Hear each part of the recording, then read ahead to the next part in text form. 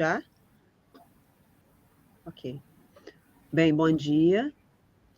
A gente está aqui para a live desse mês do Tribunal de Contas, por intermédio da Escola de Contas. Hoje a gente vai ter um tema extremamente importante de uma doença prevalente no mundo, que é o diabetes. Eu sou Ana Paula Pierre, sou médica aqui do Tribunal de Contas e médica intensivista, e a gente vai conversar, entrevistar em live o Dr. Marcelo Medeiros, que é endocrinologista, a quem a gente já agradece muito, é nosso parceiro, já é a terceira live, e ele nos ajuda nesses temas. E, Marcelo, muito obrigada pela sua presença. A gente está falando de um tema muito importante, e eu queria ouvir, então, as suas primeiras considerações, até o pessoal começar a fazer as suas perguntas, que é o nosso objetivo, é diabetes, dúvidas do dia a dia. Bom dia. Bom dia. Meu nome é Marcelo Medeiros, sou endócrino. Também agradeço muito essa oportunidade da gente discutir um tema tão relevante, tão presente no dia a dia dos clínicos, dos endócrinos, das diversas áreas da medicina, que inclui doenças cardiovasculares, e que, mesmo sendo um tema ainda muito debatido, ainda existe muito preconceito, muitas dúvidas, e lives como essas, né, quando podemos conversar de maneira mais direta, mais natural, acho que são muito proveitosas como prevenção e tratamento dessa doença. Então, Marcelo, eu acho que a minha primeira pergunta para você, eu falei sobre prevalência. Quantos diabéticos a gente tem no Brasil? Quantos diabéticos a gente tem de estimativa na população? E por que essa doença é importante? E o que caracteriza, né, você chegar a dizer, olha, esse indivíduo, ele é diabético? Sim. A estimativa de diabetes hoje em dia é em torno de 30% da população. E eu acho que mais importante do que a estimativa é saber que grande parte desses pacientes não sabem ou não referem como patologia a diabetes, né? Acho que o grande motivo dessa falta de notificação é o diagnóstico tardio e muitas vezes a negação, o receio que o paciente apresenta de ser diagnosticado como diabetes. O diabetes ainda é visto como uma doença incurável, uma doença cheia de complicações que vai levar a diversas limitações crônicas para o paciente. Então ainda existe muita subnotificação, muito provavelmente esses números são bem maiores do que a gente imagina, e o diagnóstico precoce, como na grande maioria das pessoas, como na grande maioria das doenças, é a melhor via de tratamento, sem dúvida. E assim, então, o que seria, então, o diagnóstico para o indivíduo? Você falou de uma prevalência grande, né? O que seria, então, o diagnóstico? Como é que o indivíduo, como é que a gente faz o diagnóstico, como o indivíduo é diagnosticado que ele tem essa doença? O que a diretriz brasileira coloca é que todos os pacientes acima de 45 anos devem fazer rastreio através da glicemia e da hemoglobina glicada. Só que existe uma ressalva em cima disso. Além desse fator da idade, a partir de 45 anos, que é quando aumenta exponencialmente diabetes tipo 2, a gente tem que levar em conta os fatores de risco. Então, pacientes com história familiar próxima, pacientes já com doenças hepáticas, uma esteatohepatite importante, pacientes obesos, pacientes com antecedente de diabetes gestacional, pacientes que fazem tratamento crônico para doenças como HIV, né, usuários de inibidor de proteína quinase, e pacientes com uso de antipsicóticos devem ter um rastreio mais precoce. Uma coisa importante em relação ao diagnóstico da doença é saber que na grande maioria das vezes ela é assintomática. Aqueles sintomas que a gente tem como clássico de perda ponderal, poliúria, polidipsia, que é beber mais água e ir no banheiro com mais frequência, na verdade são sintomas tardios, são sintomas, na verdade, de hiperglicemia grave, né? Então, nas fases iniciais, você pode pegar um indivíduo totalmente assintomático.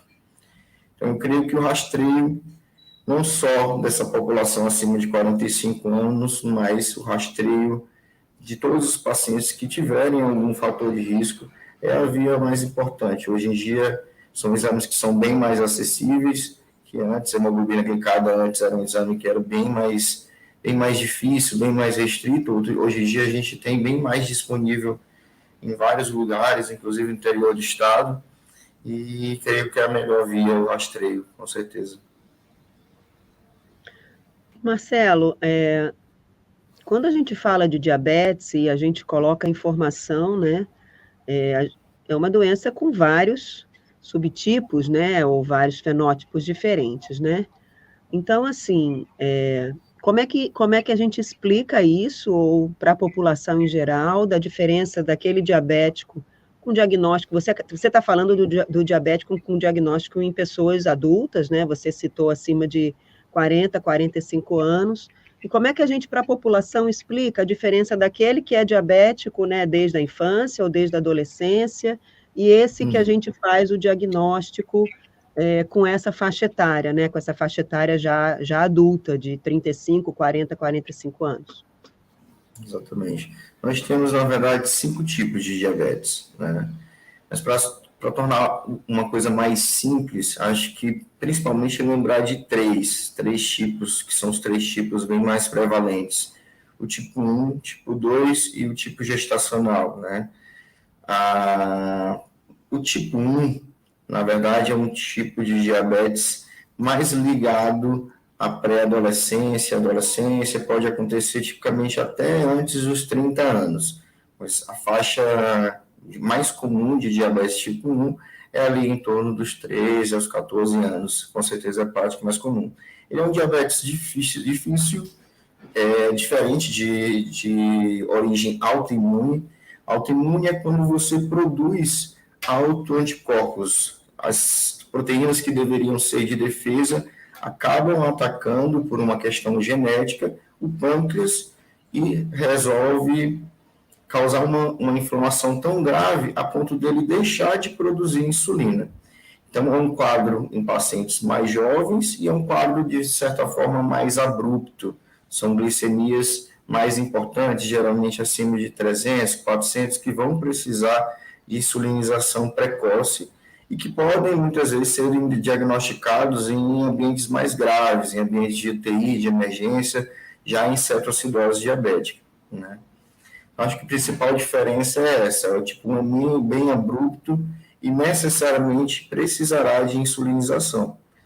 O tipo 2 é um tipo já mais tardio, como disse, é mais comum após os 45 anos, mas hoje em dia, com o crescimento da obesidade, nós temos percebido também uma mudança dessa faixa etária. Então, indivíduos ali a partir de 30, 30 e poucos anos, existe uma crescência da prevalência desses indivíduos, né? Então, uma deslocação da curva de idade muito provavelmente associado à obesidade.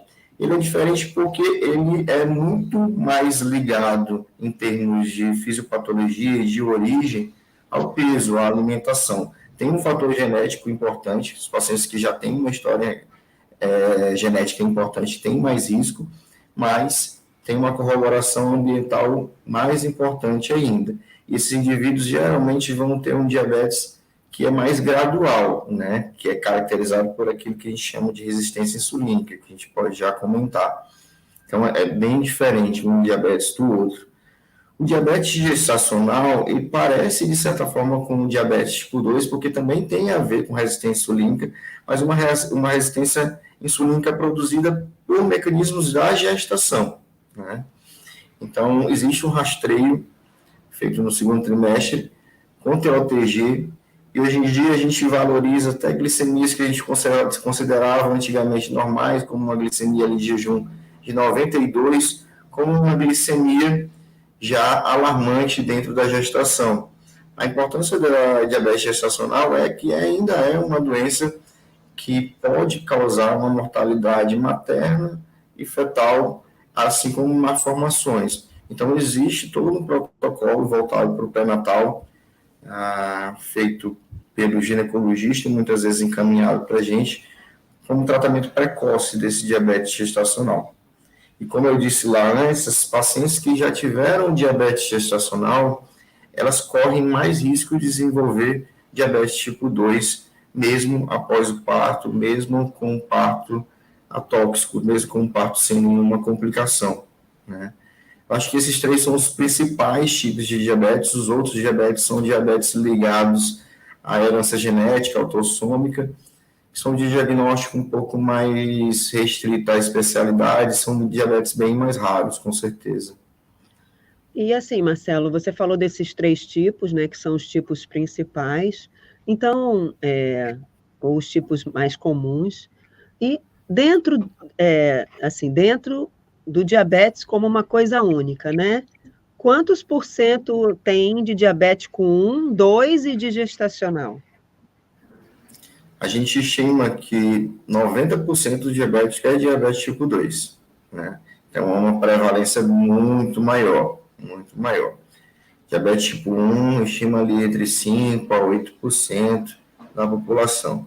Mas isso tem mudado. Inclusive, uma coisa interessante é que tem surgido um diabetes diferente, que a gente chama, ainda não tem uma terminologia fechada para isso, mas um diabetes duplo, né? Na verdade, parece ser um diabetes tipo 2 em crianças. Então, de novo, a influência da alimentação, da obesidade. Então, como tem acontecido obesidade infantil, que antes era um tema que não era muito valorizado, né? A gente começa a se preocupar com a obesidade já na fase da adolescência ou fase adulta. A gente já vê pacientes que têm estigmas de diabetes tipo 2, mas na criança, né? Mas com certeza o diabetes tipo 2 é o mais prevalente. Então, dentro dos indivíduos diabéticos, né, você está falando que em torno de 90%, né, 9 em cada 10 são diabetes tipo 2. Você citou, então, a obesidade como um grande fator de risco. Eu queria aproveitar para convidar as pessoas que estão nos assistindo. A gente fez uma live sobre obesidade talvez há uns 6 meses atrás. Essa live, ela está aqui no canal da Escola de Contas. Foi uma live muito boa, de muito esclarecimento, específica sobre obesidade. E eu queria aproveitar esse gancho, né? Assim, como você está falando, e você está falando também de alimentação, enfim, está falando de coisas que têm um componente preventivo importante. Então, a minha pergunta é assim, como que a gente pode falar para as pessoas desse cuidado, não só do rastreio, mas também o cuidado no sentido de evitar que ou o quanto a gente pode evitar que isso apareça. Eu queria te convidar para que você esclarecesse isso para as pessoas. Então, é exatamente isso. Dentro das doenças modificáveis, principalmente as doenças que têm mais mortalidade, que são as doenças cardiovasculares, o AVC e infarto, a gente tem alguns fatores que são totalmente ligados à mudança de estilo de vida, né? Hipertensão, diabetes e dislipidemia. Essa tríade clássica é a que mais imprime chance de doença cardiovascular. Então, a gente discutir a importância da mudança de estilo de vida é relevante. E discutir de uma maneira, digo, mais humana, trazer para a realidade da pessoa. Porque muitas vezes a gente fala como se fosse algo fácil e como se fosse uma falta de escolha do paciente, né? A gente sabe que a obesidade é uma síndrome multifatorial, e que mais cresce, que tem muita relação com o contexto socioeconômico e psicológico, né? Então, não é fácil. Então, você, primeiramente, abordar aquele paciente, tentar identificar se existem fatores de gatilho para ganho de peso, a gente chama isso de ambiente obesogênico. Muitas vezes, quando você vai investigar o porquê daquele paciente ter ganho peso, você acaba descobrindo que houve uma mudança social, houve uma mudança econômica, uma mudança psicológica, tem muita associação com doenças psiquiátricas como depressão, ansiedade. Então, primeiramente, trazer essa conversa para o paciente. Ainda é visto de uma maneira muito preconceituosa, né? Tratamento para perder peso parece banal, parece estético, mas com certeza é um dos tratamentos que mais mudam morbimortalidade, né? Então, acho que a primeira coisa é trazer a informação para o paciente, trazer esse apoio, que merece tratamento, seja medicamentoso, seja não medicamentoso, mas merece acompanhamento. Um acompanhamento de preferência multidisciplinar. Então, trazer para aquele paciente que pode ter um acompanhamento psicológico, nutricional, educador físico, endócrino, trazer esse acompanhamento multidisciplinar e assim ter um impacto com certeza mais válido, né? E dos outros fatores, quer dizer, você está falando né, da avaliação multidisciplinar, né? E, assim, em relação ao tratamento mesmo, né? Como quando o indivíduo, como é que é na tua experiência, você e como é que você orienta as pessoas quando elas chegam e você tem que, na consulta, enfim, ou alguém já encaminha dizendo, eu sou diabético? Então, a gente tem uma dualidade de abordagem bem clara, de acordo com o ambiente social, né? Eu ainda trabalho em uma clínica popular e que tem um contexto social diferente. E a gente observa que, quando o ambiente socioeconômico é mais difícil, o diagnóstico muitas vezes é mais tardio. Então, acontece ainda, principalmente nessa população que às vezes não tem um acesso tão claro, ainda acontece o diagnóstico tardio, né? E eu acho que isso é a maior preocupação do endócrino. Tentar um diagnóstico precoce, tentar começar um tratamento lá no início do diabetes, lá no pré-diabetes. A gente teve uma live também falando um pouquinho de pré-diabetes, e pré-diabetes é algo que eu gosto muito de discutir. Eu falo que, dentro da linha temporal do diabetes, a gente perder tempo de tratamento, a gente está perdendo a oportunidade.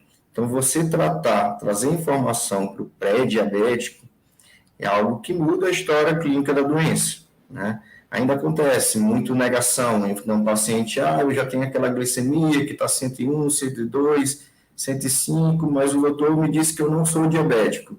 Então, a forma como você fala, né, o paciente traz aquilo para o que ele quer ouvir, né? Eu tenho tanto medo de ser diabético que ele só escuta que ele não é diabético.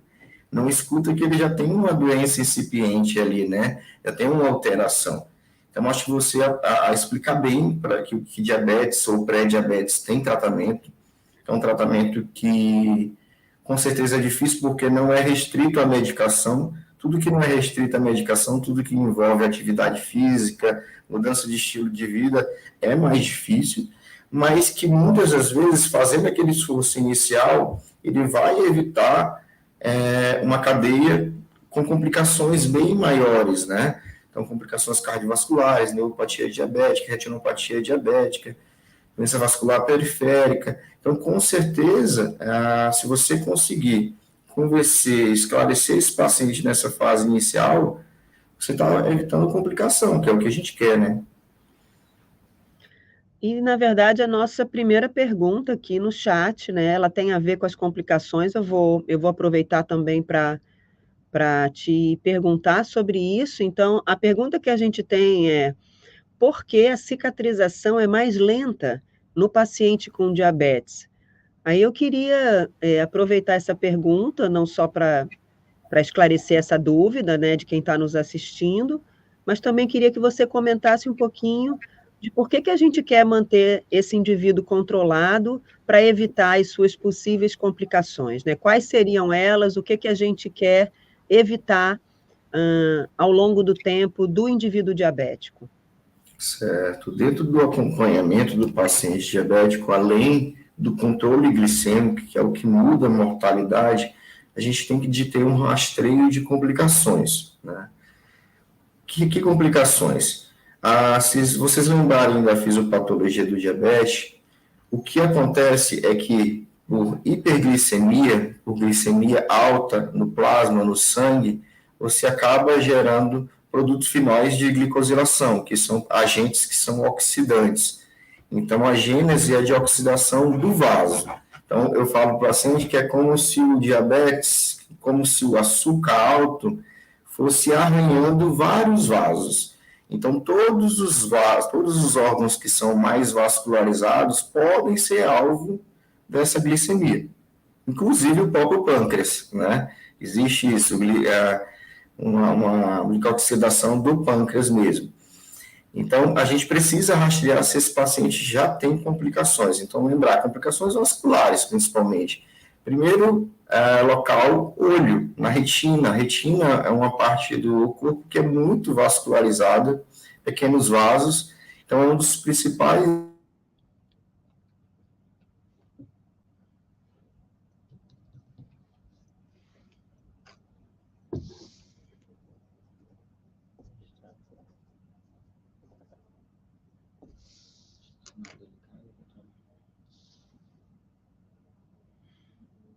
desses. Está falhando para ele. Voltou? Voltou. A gente ouviu bem até retina. Pequenos vasos na retina. Pequenos vasos da retina. Então, o exame fundamental para oftalmopatia, para retinopatia, é o fundo de olho, que é um exame simples, feito pelo oftalmologista, deve ser feito anualmente, não é um exame invasivo, com certeza é um dos exames mais importantes para a retinopatia diabética, né? Outro exame que também hoje é bem mais simples, bem mais acessível, é o rastreio da microalbuminúria. A microalbuminúria hoje pode ser feita em uma amostra simples de urina. Antes a gente tinha que fazer uma urina de 24 horas, que é um exame bem mais trabalhoso, às vezes mais suscetível a variações e erros.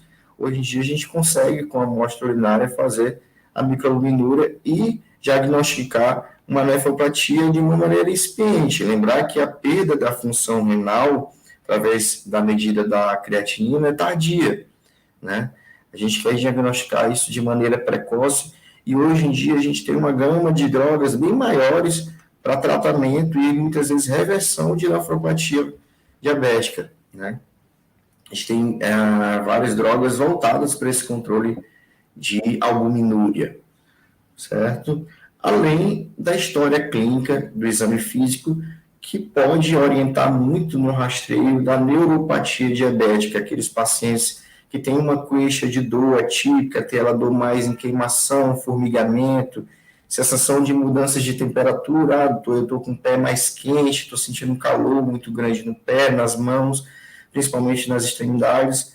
A gente tem alguns exames físicos que podem discernir a neuropatia de outras neuropatias, além da queixa do paciente, é uma neuropatia predominantemente autossômica sensitiva, né?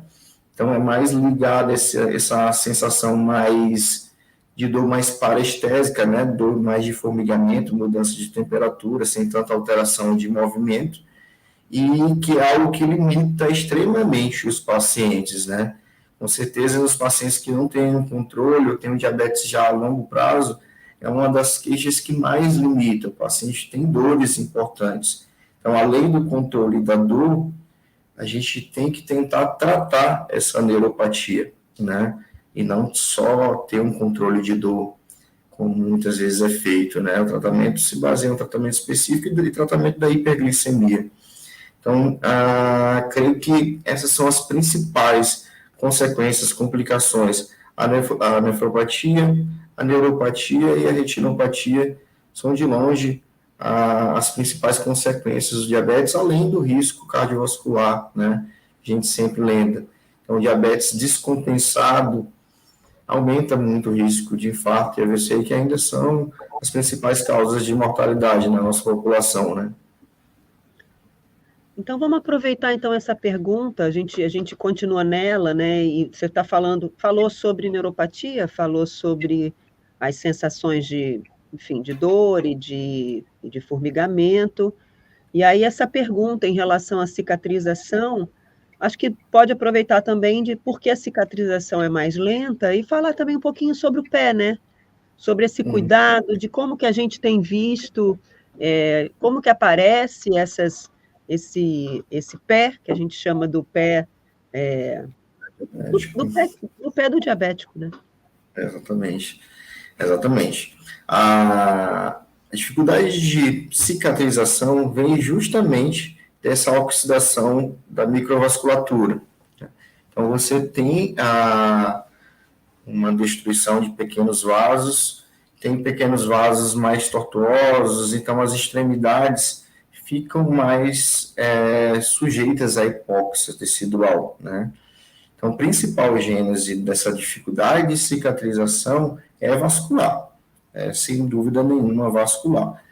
Mas uma coisa que eu sempre chamo a atenção, que eu acho que é importante se lembrar, é que a gente só observa essa dificuldade de cicatrização naqueles pacientes que estão descompensados. Uhum. Então, o que causa não é propriamente dito diabetes, o que causa é hiperglicemia. Então, por isso que a gente sempre ressalta. Às vezes o paciente tem tanto aquele receio de que eu vou perder um pé, vou perder um dedo. Não, você tratando, é uma doença que tem controle. Tratando, você não está suscetível. Diabetes controlado, ele cicatriza normalmente, né? Mas, sem dúvida, ainda é algo que, apesar de estar com uma prevalência em queda para diabetes, ainda é algo extremamente impactante. Impacta diretamente na funcionalidade do doente, né?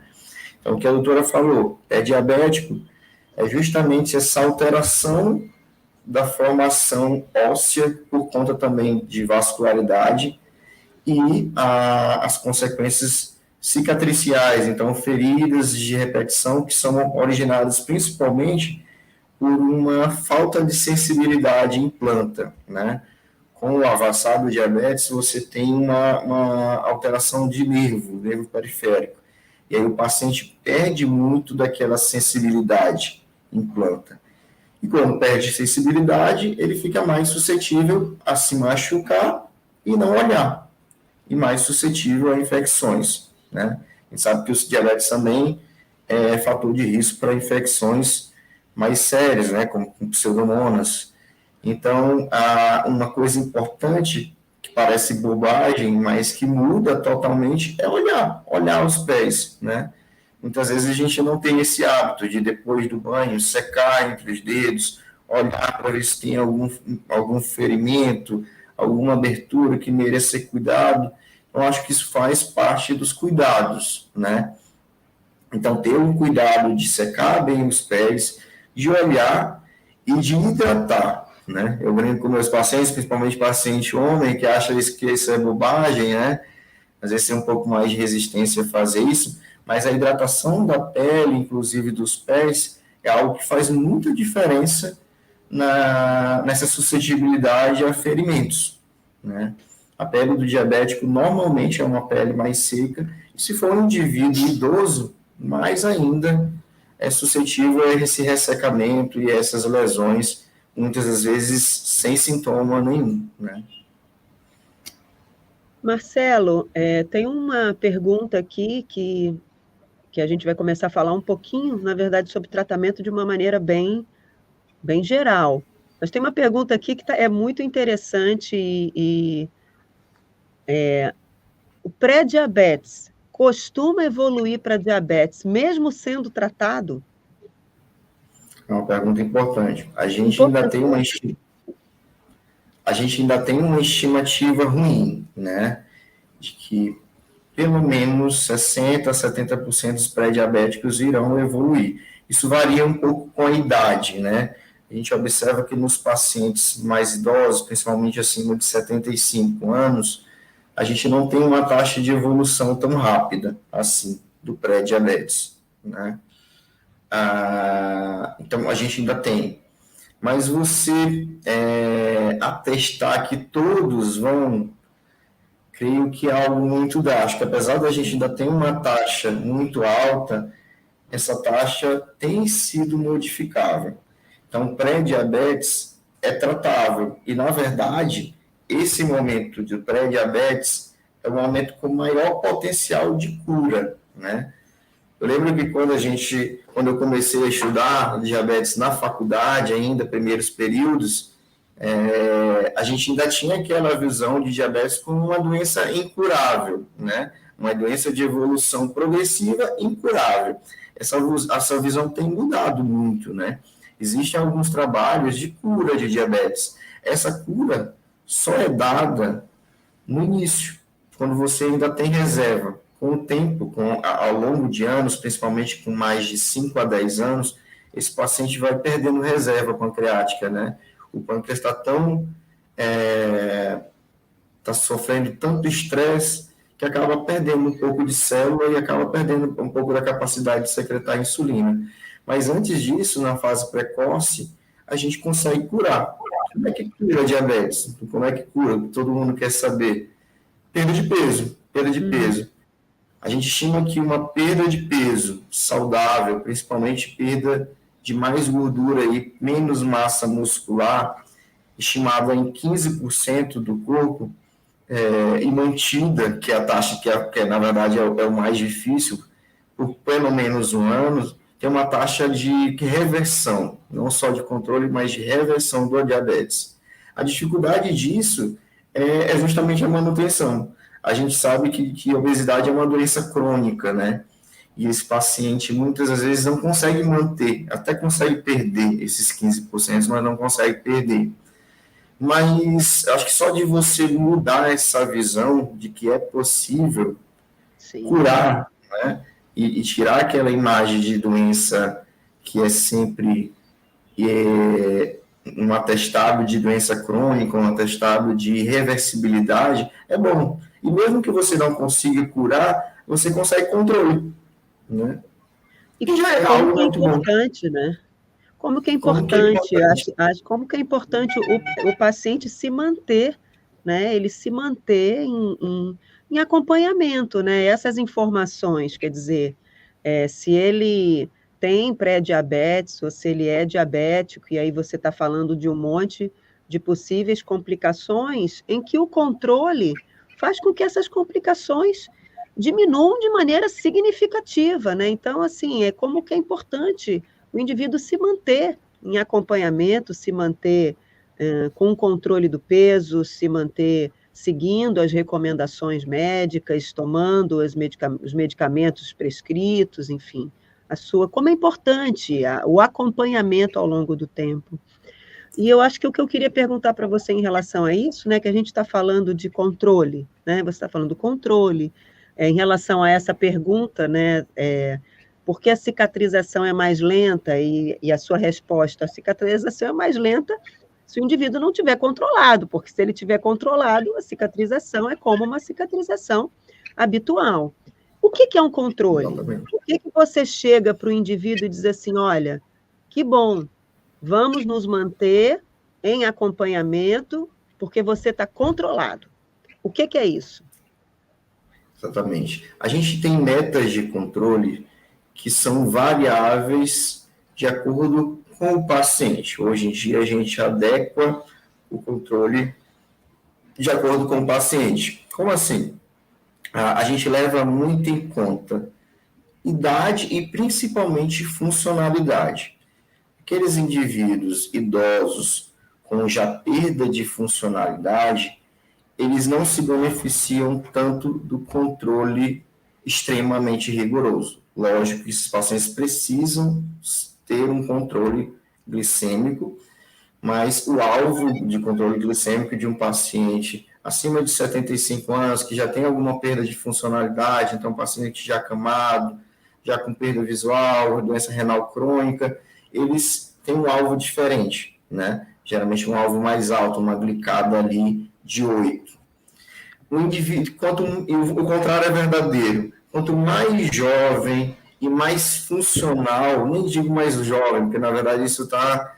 Idade é um parâmetro que, na verdade, hoje em dia já não está mais falando mais. Mas quanto mais funcional e menos comorbidades esse indivíduo mais rigoroso a gente tem que ser, né? O alvo geral para a população é uma hemoglobina glicada menor que 7.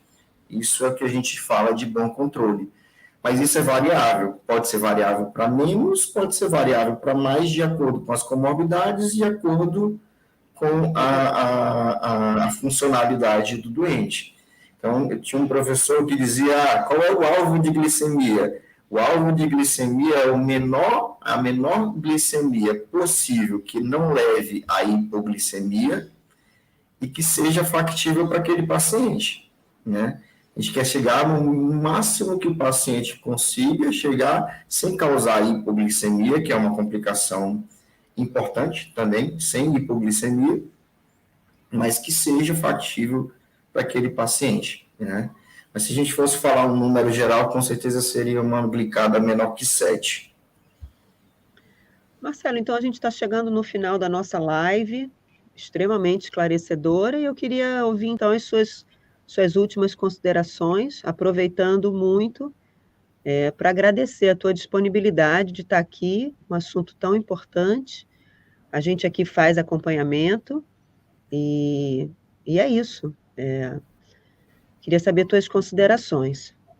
Eu que agradeço, adoro essas discussões aqui nesse ambiente, acho muito legal, é um ambiente mais direto, informal, que a gente tenta trazer para a prática mesmo, informações mais práticas. Eu acho que a informação mais relevante é o diagnóstico precoce. Você rastrear, fazer um exame simples, né, de glicemia e de hemoglobina glicada e não retardar no tratamento. A gente sabe que é difícil quando a gente fala em perder peso, quando a gente fala de iniciar uma atividade física, isso é uma tarefa difícil, a gente tem muita dificuldade, mas você saber que você não está sozinho, que você pode contar com uma orientação profissional e que isso pode mudar a história cronológica da doença, você pode prevenir muitas complicações. Eu acho que isso é o mais importante, diagnosticar e tentar tratar, procurar apoio, não se julgar, ninguém ganha peso, ou ninguém tem qualquer tipo de doença por culpa ou por ausência de cuidado. A gente tem por multifatores, né? O importante é você procurar auxílio e tratar. Eu estou à disposição para qualquer dúvida. Então, assim, Marcelo, muito obrigada, então. Muito obrigada pela tua disponibilidade. E a gente encerra aqui. Bom dia. Muito obrigado. Obrigada a todos. Bom trabalho a todos. Bom dia.